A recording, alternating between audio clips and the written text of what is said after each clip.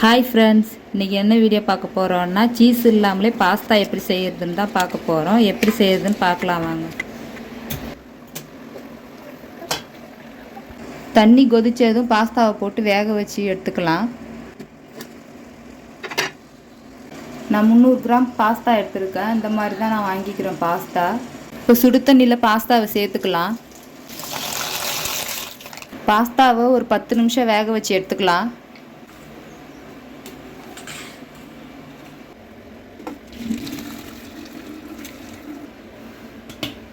Pasta ஒட்டாமல் இருக்கிறதுக்கு கொஞ்சமாக எண்ணெய் சேர்த்துக்கிறேன்.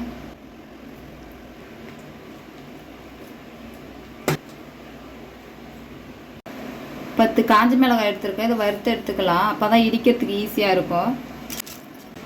வீட்டில் இருக்கிற பொருளை வச்சே தான் நான் பாஸ்தா பண்ணுறேன். நீங்களும் கண்டிப்பாக அது மாதிரி வீட்டில் ட்ரை பண்ணி பாருங்கள்.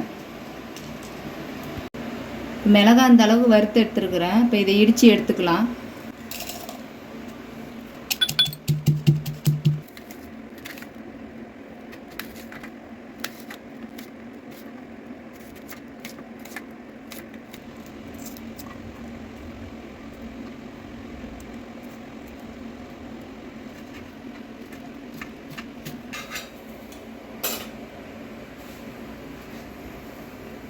இப்போ பாஸ்தா செய்யறதுக்கு எண்ணெய் சேர்த்துக்கிறேன். 5 பல்லு பூண்டு சின்னதாக கட் பண்ணி வச்சுக்கிறேன். அதை இது கூடவே சேர்த்துக்கிறேன். 4 வெங்காயம் இந்த மாதிரி கட் பண்ணி வச்சுக்கிறேன். அதுவும் எண்ணெய் கூடவே சேர்த்துக்கிறேன்.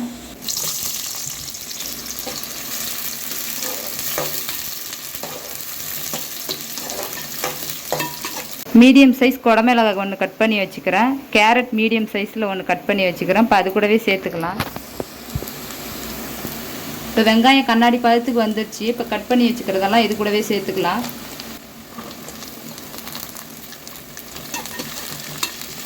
இப்போ இது வதங்கிட்டு இருக்கும் போதே நம்ம சாஸ் பண்ணிக்கலாம் வாங்க.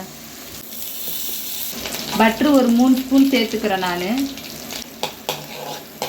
2 ஸ்பூன் மைதா சேர்த்துக்கிறேன்.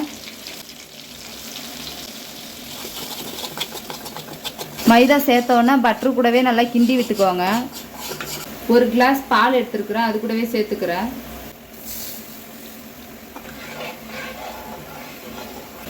கைவிடாமல் கலக்கி விட்டுக்கிட்டே இருங்க, இல்லைன்னா அடி பிடிச்சிரும்.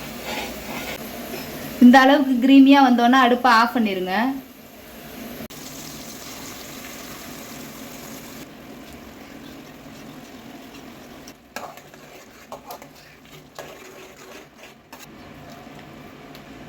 இப்போ பாஸ்தாவுக்கு தேவையான அளவு உப்பு சேர்த்துக்கிறேன்.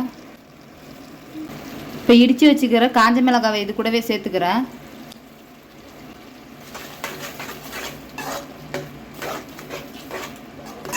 வேக வச்ச பாஸ்தாவை இது கூடவே சேர்த்துடலாம்.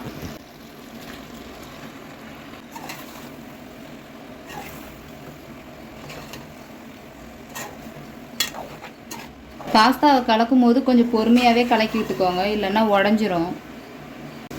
சூப்பராக சீஸ் இல்லாமலே பாஸ்தா ரெடி ஆகிடுச்சு பாருங்கள். நீங்களும் இது மாதிரி வீட்டில் ட்ரை பண்ணி பாருங்கள். பிடிக்கும், மறுபடியும் செஞ்சு சாப்பிட்ணுன்னு ஆசை வரும் உங்களுக்கே. இப்போ அடுப்பை ஆஃப் பண்ணிடலாம்.